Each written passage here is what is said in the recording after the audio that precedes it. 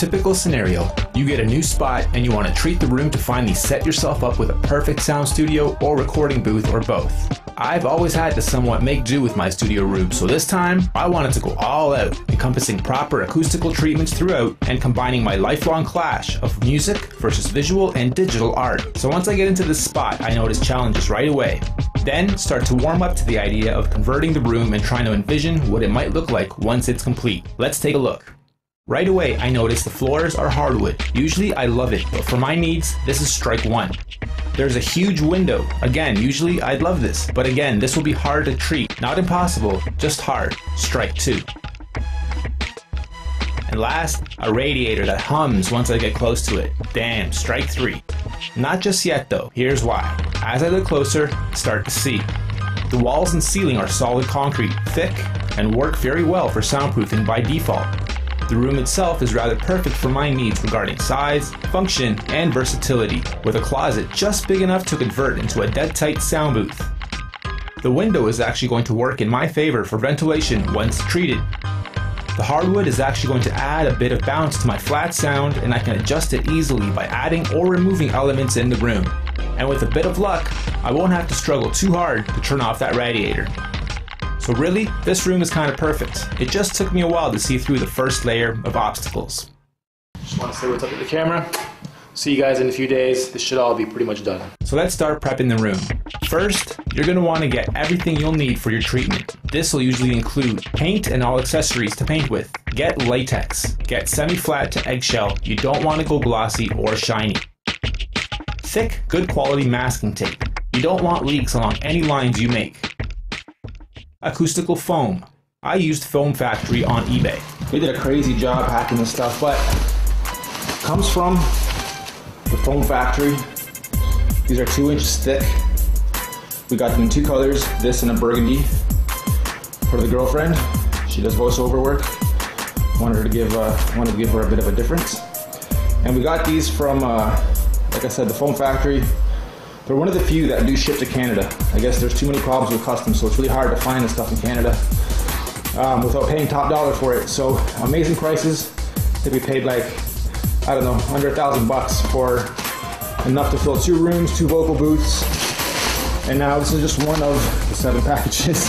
They say to give it 24 hours for it to fully uncompress. It looks fine now, but. All right, so the next step is underway. We're gonna give the room a second coat of paint and start getting these on the walls and into the vocal booth area. So we'll see you guys shortly. All right, day 2, onto our second coat of paint. It's looking great, but we ran out. So we'll go back to the store, get some more today, get some of the other essentials that we'll need to finish treating the room. The foam's already here, like I said. Now that it's daytime, let's have a good look out here. There we are. Here's a nice view we're getting. Can't really see much right now, but that's a little river streaming right there. Huge park right there. So yeah, when we're not working, it's looking pretty dirty right now, actually. But yeah, so far so good. I'm pretty happy with it so far. 2 days so far. We've got the big, like, foot-long edge going all the way around. It just gives it a little bit of a deceptive feel that it's taller than it really is. Then we're gonna get an area rug. You can start filling this up with the foam. Start filling the whole room up with the foam. I can't wait. All right, see you guys in the next step.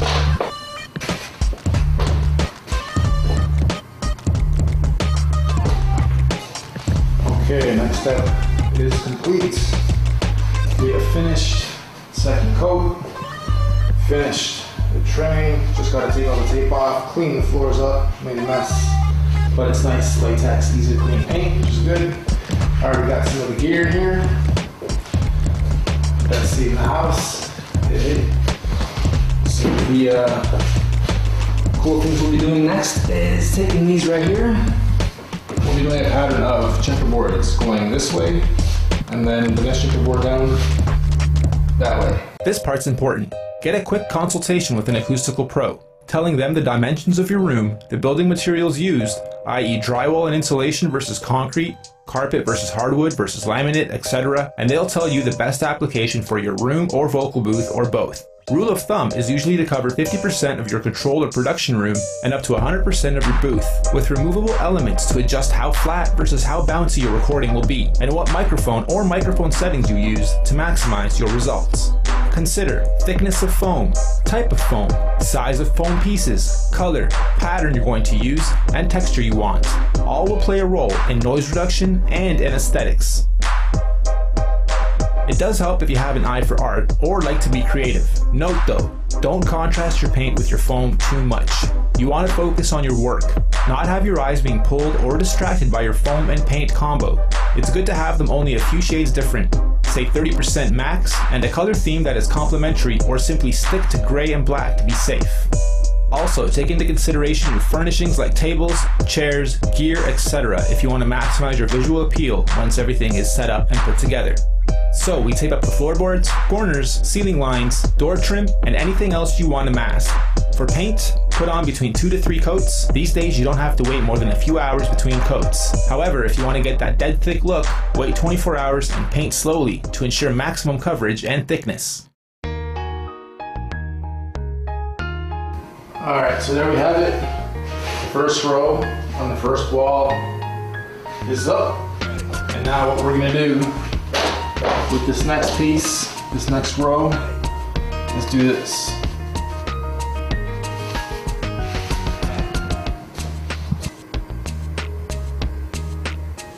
Next, grab your foam pieces and your spray glue. Get creative with how you lay your foam. Remember not to use too much spray either, so when you want to take it off someday you can preserve it and not rip it off, leaving half on the wall. Spray both the wall and the back of the foam. Use a rubber hammer or the bottom of your fist to fasten the foam in place. You can do any pattern you want, really. The only thing to try to avoid is to have all the pieces going in the same direction, and even that is a myth. I like symmetry, with a bit of a break in my borders and my balance. So going row by row in alternate directions like I'm doing here is going to give me that perfect look of chaos meets order. Crazy, this stuff. I'm covered in it right now. Can't see it, but there's a nice thick layer of this all over me. Make sure you're in a well-ventilated room, and then you don't need too much of it.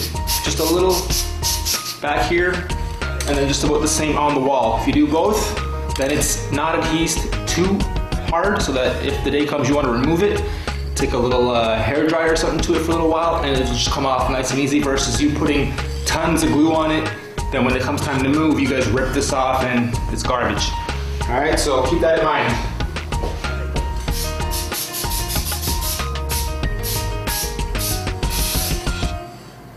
Once your first one's done, like I had to do this on the first one, right? Go up, glue that, and then measure that, and then skip to the next one and glue that. Once you have your first row done, the rest are pretty easy because all you have to do is kind of just fill in the gaps. So we'll take a closer look at this. They're 2 inches, and already I'm noticing about 10%, 20% maybe of a drop in the echo in the room. So very good job, Foam Factory. I know it looks stupid, but the mask had to come on. We have way too much glue flying around the room. But the first wall is done and it looks good.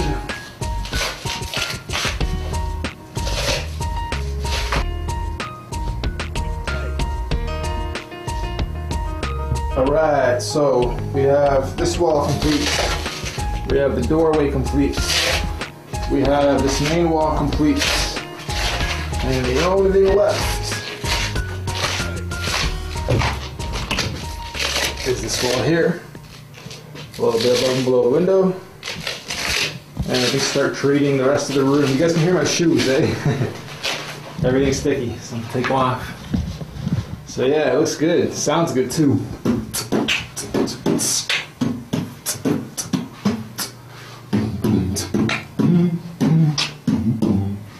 Yeah, I'm liking it. Here, so you guys can see what I'm doing here. Little doorway where you come in and out of the room. If I go in here and just, yeah. It's even, wow, quite a difference. Quite a difference, a good 50-60% already in this little area. No bounce. All right. Okay, and we are finished. Close that behind us. Hey! Hey! Anyway, sounds great. Take my shoes off because we're still sticking. Looks great. Still got a bit of a bouncy kick in the room because of the wood, which will be treated later. I just had to cover all my stuff because there's glue all over the floors. So, in one session, painting 2 coats and then lining all these up. The hardest part, trying not to sniff too much glue and actually lining these up so none of the checkerboard pieces are the wrong shape. So up next we'll be doing the closet. Starting to wonder if I'm going to be running out of these soon or if I'm going to have enough, but we should be alright. But so far, let's go back in here and take a look. The lows are getting picked up really nice. Check 1, 2. So far it doesn't sound like we need a bass trap, which is good. Yeah, it's catching the bass really nice. I like it. Okay. That's kind of weird. Almost like a padded room for somebody that's a little bit loony. Most of us producers and artists are a little bit loony though, so. Alright guys, there we have it. If you're wondering why we went with 2 different directions and 2 different patterns, as I stand in the middle and eject sounds and sounds coming out of speakers when everything's set up, if these weren't here, everything would just bounce, right? So even right now as I talk, I can hear the difference because I'm trained and I'm used to it, but hey, it doesn't bounce anymore. It gets absorbed or it bounces within the foam. So if we have all the foam going in one direction, it probably wouldn't make too much of a difference. But we wanted each row to be different. So one's going horizontally, one's going vertically, all the way around the room. If you want to just pan around the room quickly to show these guys. And that really helps dampen the sound a bit more. With the consultation that we did for this room and this size and the challenges that we face being the wood, the doorways, the window, and the radiator, this is the recommended coverage, being 50% for the main room and then 100% in the closet. I don't know if the microphone on the camera will pick it up. Come a little bit closer maybe. But when I'm in here, I can already, this is already acting like a little vocal booth. It's catching all the sound and trapping some of the bass really, really well. 1, 2, 1, 2, hey! And then as we come out here, hey! If you guys can't tell over the speakers, this is probably going to be played on YouTube and stuff, so it'll lose some of the audio quality. But this is turning out really, really nice. And then tomorrow, we'll get this going and then show you guys how that is. Once it's done, we'll film it. So right here, what we're going to have is a big L-shaped table, or U-shaped table, sorry. I'll be sitting right in the middle of the U. I'll have my view and I want to look out the window, and then I'll have the vocal booth behind me, a workstation in front of me, a workstation on my right. 3 monitors, 2 monitors, meaning computer monitors to look at, screens, and then actual audio monitors, 1 on each side, and then 2 in the center there. Some of the gears are already on the floor, waiting to be installed. So now it's just a matter of a cleanup, setting up the tables, getting an area rug, ceiling treatment, and we're good to go. NC Media, stepping up the par for the studio. I love it. I'm happy with it. Once you're finished painting the room and gluing your foam, stand back in awe and take a few photographs. You've just finished the first step in building your own acoustically treated sound room. You're not quite there yet, but stand in the middle, beatbox, sing, yell. You'll notice a huge difference if you walk into any other room and do the same. All right. Good. Thank you.